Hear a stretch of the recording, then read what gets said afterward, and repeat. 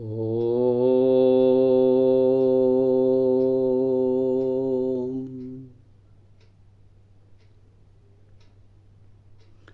ಇಂದು August 18ನೇ ತಾರೀಕು. Today is ours. ಈ ಬರಹದಲ್ಲಿರುವಂತಹ ಈ ಪುಸ್ತಕದಲ್ಲಿರುವಂತಹ ಈ ಬರಹ ಶಿರೋನಾಮೆ it can be done. It can be done. ಏನದು? ಫ್ರಾಂಚ್ ಲಿಡ್ಸ್ was a kind man by nature, but when the occasion required it, he was capable of an uncompromising severity. One day, a vain young musician brought him a new composition to be approved, pointing out some harsh passages with hideous dissonances. Lidge remarked that cannot be done in musical composition.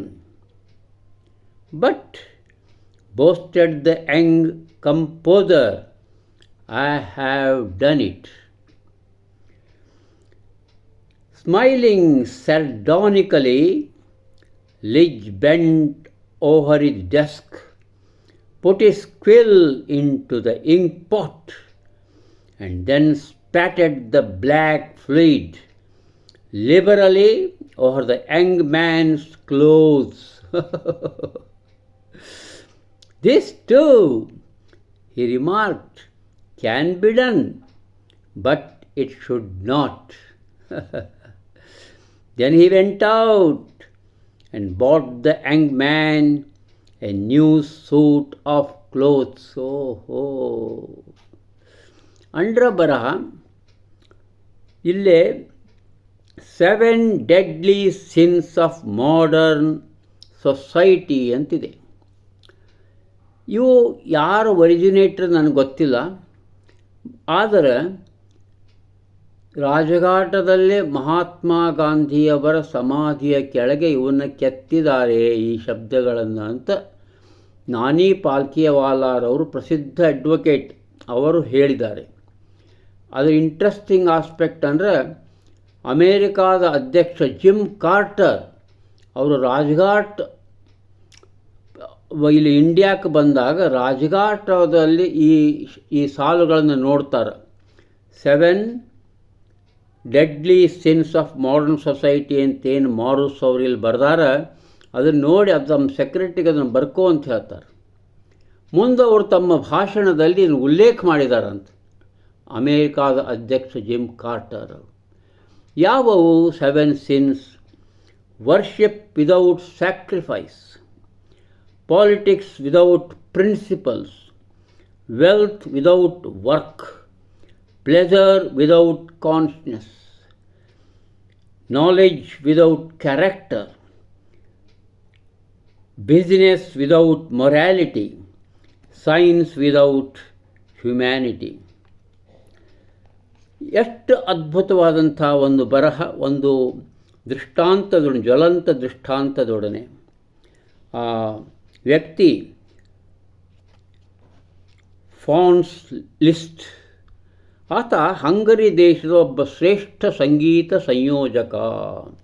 Hungary ದೇಶದ ಶ್ರೇಷ್ಠ ಸಂಗೀತ ಸಂಯೋಜಕ 1811ರಿಂದ 1876 ಇದ್ದಂಥ ಶ್ರೇಷ್ಠ ಸಂಗೀತ ಸಂಯೋಜಕ.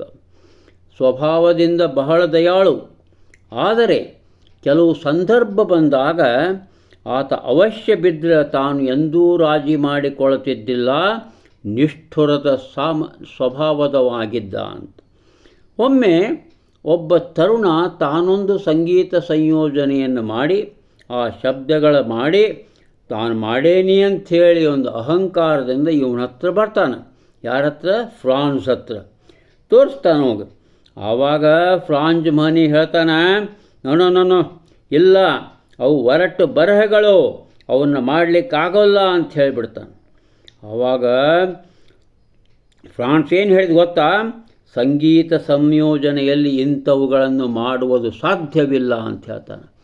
ಆದರೆ ತರುಣ ಏನು ಹೇಳ್ತಾನೆ ಗೊತ್ತಾ?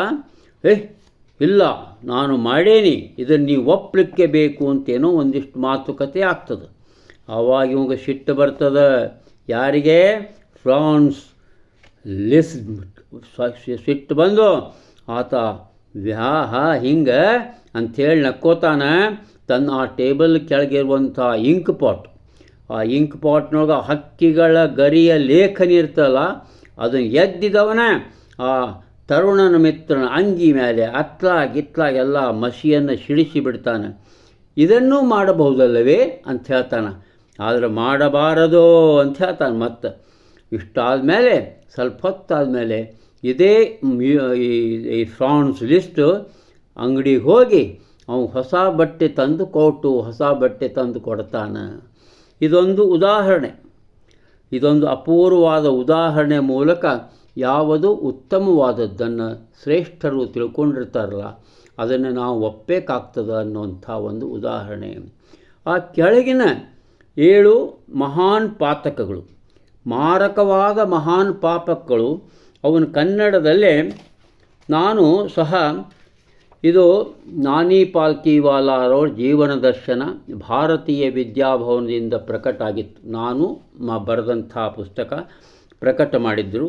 ಆ ಪುಸ್ತಕದಲ್ಲಿ ಸಹಿತ ಒಂದು ನಾನಿ ಪಾಲ್ಕಿವಾಲಾರವರ ಮೈ ಎಕ್ಸ್ಪೀರಿಯನ್ಸಸ್ ಆ್ಯಸ್ ಎನ್ ಅಂಬ್ಯಾಸಡರ್ ಎಂಬ ಪುಸ್ತಕದಲ್ಲಿ ಸ್ವತಃ ನಾನಿ ಪಾಲ್ಕಿವಾಲ ಅವರು ಈ 7 ಮಹಾನ್ ಮಾರಕ ಪಾಪಗಳನ್ನು ಬರೆದಿದ್ದರು. ಅದನ್ನು ನಾನು ಕನ್ನಡದಲ್ಲಿ ಅನುವಾದಿಸಿದ್ದನ್ನು ಈಗ ಓದಿ ಹೇಳ್ತೇನೆ.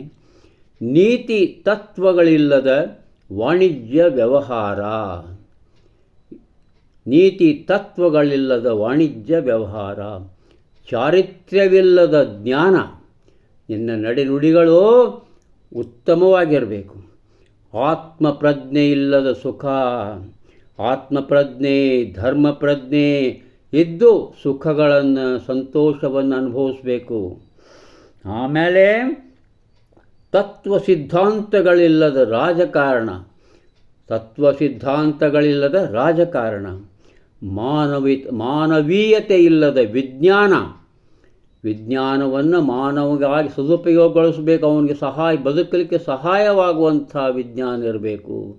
ಕಾಯಕವಿಲ್ಲದ ಸಂಪತ್ತು, ಸಂಪತ್ತನ್ನು ನೀವು ಗಳಿಸಬೇಕು ಅನ್ನುವಂಥ ತ್ಯಾಗವಿಲ್ಲದ ಪೂಜೆ, ಪೂಜೆ ಮಾಡುವಾಗ ನಿಮ್ಮಲ್ಲಿ ತ್ಯಾಗ ಭಾವನೆ ಇರಬೇಕು. ವಸ್ತುಗಳ ವಿಷಯವಾಗಿ, ಮನಸ್ಸಿನೊಳಗೆ ಹೃದಯದ ವಿಷಯವಾಗಿ ಅಹಂಕಾರವನ್ನು ಬಿಟ್ಟು ಸಹಿತ ನೀವು ಪೂಜೆಯನ್ನು ಮಾಡಬೇಕು ಅನ್ನುವಂಥ ಅದ್ಭುತವಾದ ಈ 7 ಮಹಾನ್ ಇವಿಲ್ಲದೆ ಮಾಡಿದರೆ ಅವು ಪಾಪ ಅಂಥೇಳಿ ಇಲ್ಲಿ ಬರೆದಿರಿಸಿದ್ದಾರೆ. ಈ ರೀತಿ ಒಂದು ಉತ್ತಮ ಬರಹ ಜೆ ಮಾರುಸ್ ಅವರು ಇಲ್ಲಿ ಬರೆದು ಇರಿಸಿದ್ದು ಅಂತ ಹೇಳುತ್ತಾ ಇಂದಿನ ನಿವೇದನೆಯನ್ನು ಮುಕ್ತಾಯ ಮಾಡ್ತಾ ಇದ್ದೇನೆ. ಎಲ್ಲರಿಗೂ ನಮಸ್ಕಾರ.